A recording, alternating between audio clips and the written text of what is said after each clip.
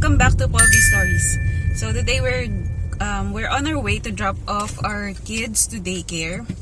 So I'm going to show you what a typical day looks like for us as an international student with kids, and for the OWP or the open work permit holder as well, who is my spouse, my husband. We usually wake up at 6:30 a.m. to prepare the food and to dress up the kids for daycare. Right now, it's already 8:18 a.m. We're running a little late because my husband has to attend some early morning meetings. But usually, we leave the house at 7:30 a.m. and then we are able to return at around 8 a.m. just in time for my husband's work. He is on a work from home.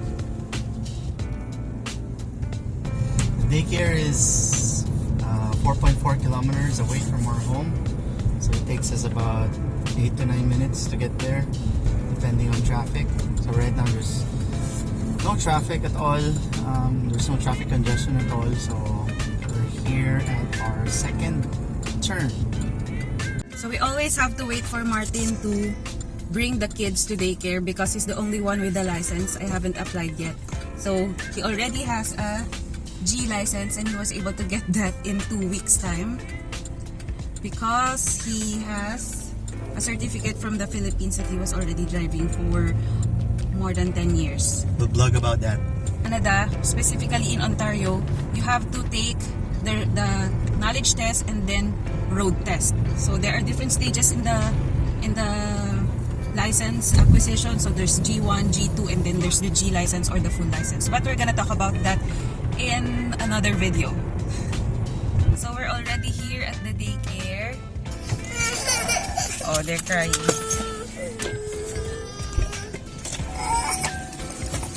So we already dropped our kids off to daycare.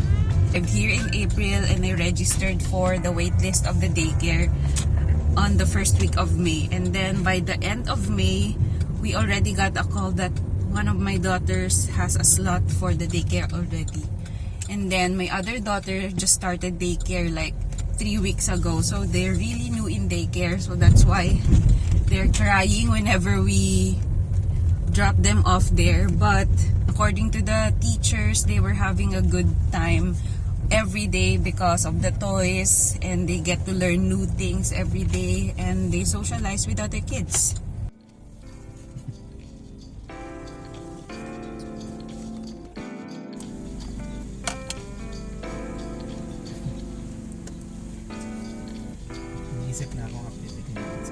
Already on our way home. It's already 8:46 a.m. But he's done with his early morning meeting, so we get to enjoy a little time outside with the coffee. I want to share with you this vlog because I want you to know what our life here in Canada is. So I see a lot of YouTubers and other TikTokers who are sharing the hardships of their life here in Canada.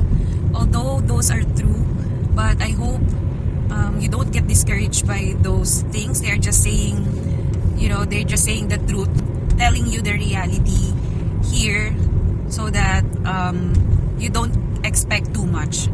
But the downside of that is most kababayans get discouraged when they see such videos.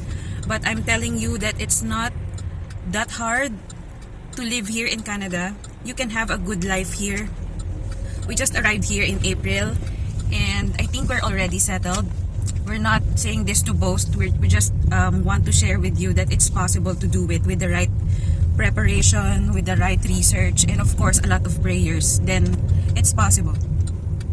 So don't get discouraged. It's nice here. It's really nice to live here. So we're already here in the apartment. It's 9 a.m. and my classes will start at 12 noon.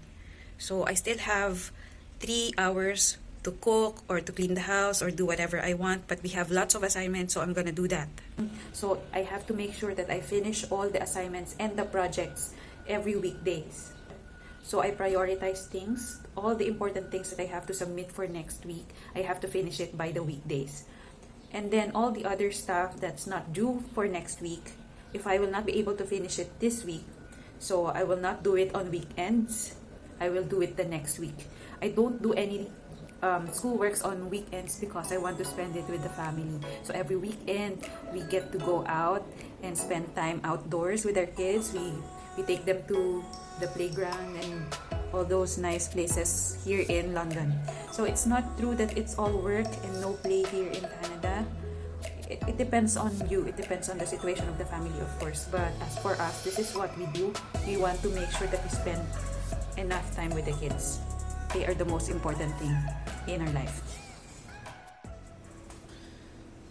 Ham and egg sandwich. So it's already 11:18 a.m. and since we're the only ones here in the house, so we're not really cooking rice, we're just eating sandwich for lunch, right? Yep. Lunch. Ham and egg. Ham and egg with tomato and lettuce. So I'm eating my lunch while I'm doing all the assignments and the group works because the class will run from 12 noon to 2 p.m. So this is the only time that I get to eat lunch. So now it's 12 noon, it's now time for my class and I have to show myself on the camera, so this is where I have to leave you. See you later. So I just finished my class this morning and the next class would be at around 5 p.m. to 7 p.m. So the professor was really nice because she encouraged us to ask questions about anything that we can think of. So a lot of our classmates asked her about the PR process and all that. So while waiting for the next class at 5 p.m., I still have 3 more hours to finish everything that I needed to do for all the group works and all the assignments. So right now it's 4:09 and my class will start at 5 p.m. But before that, I am cooking my children's merienda. So we will be fetching them from the daycare before I get to class. So they really like having merienda while they are in the car. So we make sure that we bring food with us. Now we are on our way to fetch the kids. It's already 4:20 p.m.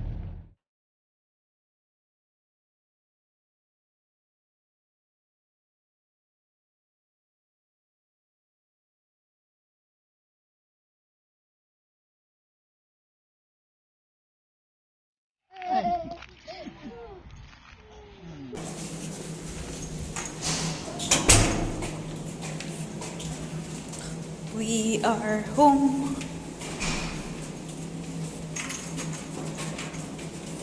It's already 5 o'clock and my next class is about to start. And we're already here. We're already home. So since the class starts at 5 p.m. and my daughter's already here from the daycare, so it's really noisy in the background. But I managed to still be able to participate in class. Wish me luck. The class is about to be finished. It's already 6:42 p.m. and my baby is now here with me because the article that we have my it's baby posted is in your here with announcements me. in the Say hi. module content. This article, that one that I opened up for you about. So the lecture just finished and then it's time for dinner.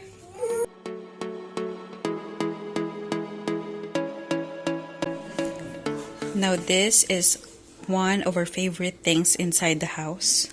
We don't have to wash the dishes, we just have to put everything there.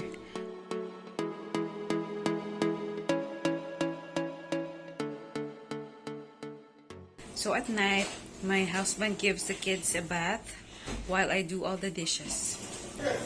So now that I'm already done here in the kitchen and my husband is there with the kids trying to help them brush their teeth, I will now take a bath so that I can put my babies to sleep.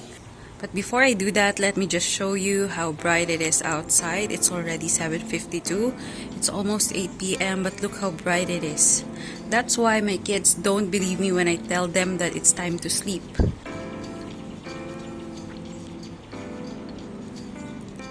So since it's summer, the days are long. So the sun sets here at around 9:30 p.m.